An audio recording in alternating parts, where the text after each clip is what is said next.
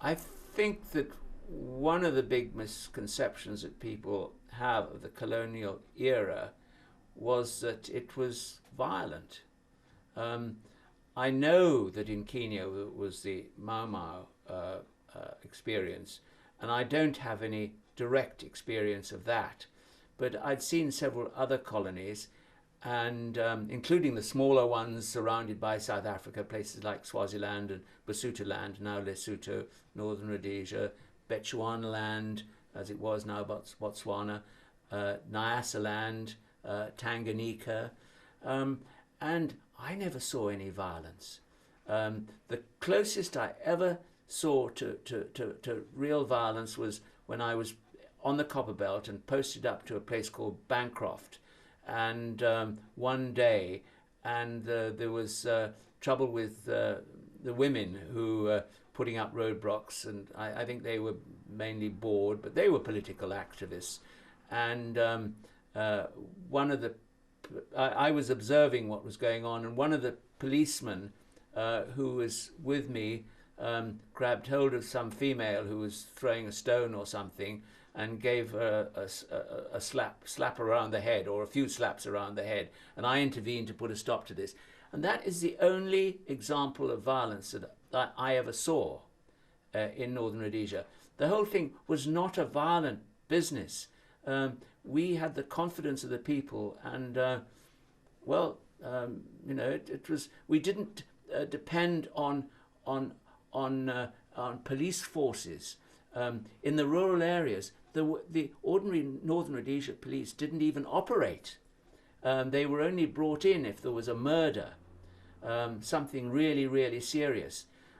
Otherwise, policing and law and order was in the hands of the chief and a dozen or so-called kapasus, who were, they weren't a very disciplined bunch, but they were okay.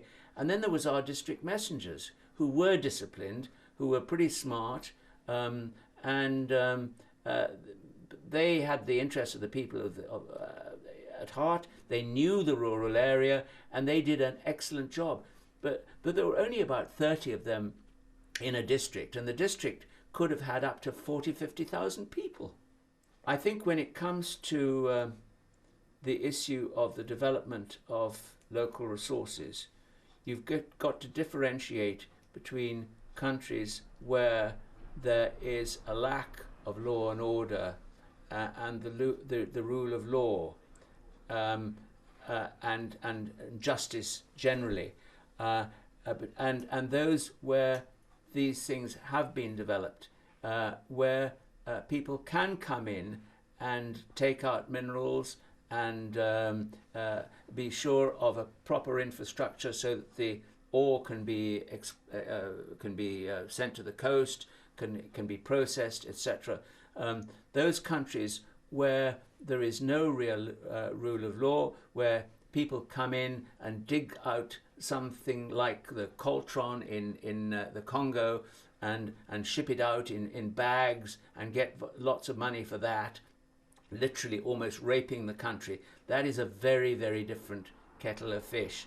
The countries like one or two I can think of where there is the rule of law, and now that they fully embrace entrepreneurial activity, they have got more trained people, they have got engineers and local technical managers.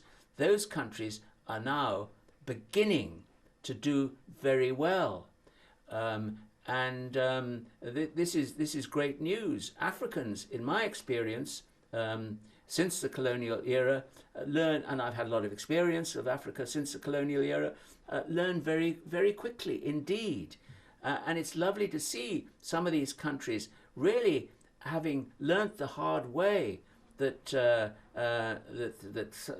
what is important and what isn't important are now actually forging ahead, really getting the most from their agricultural, mineral and human resources, as well as tourism. And there are quite a number of African countries which in a way have almost come full circle from the colonial era.